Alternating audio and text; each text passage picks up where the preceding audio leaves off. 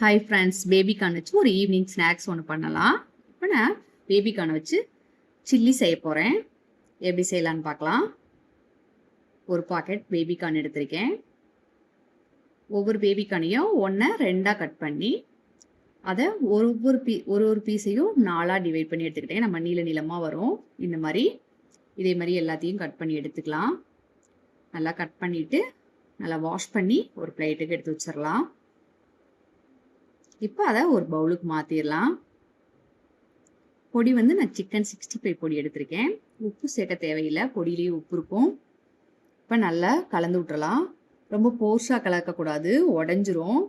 நல்லா மெதுவாக பார்த்து கவனமாக கிளறி எடுத்து வச்சிடலாம். ஒரு 10 நிமிஷம் ஊறட்டும். இப்போ ஸ்டவ் ஆன் பண்ணிக்கலாம். எண்ணெய் ஊற்றி நல்லா எண்ணெய் காஞ்சதும் நம்ம சிக்கன் பொரிச்சு எடுக்கிற மாதிரி பொரிச்சு எடுத்துக்கலாம்.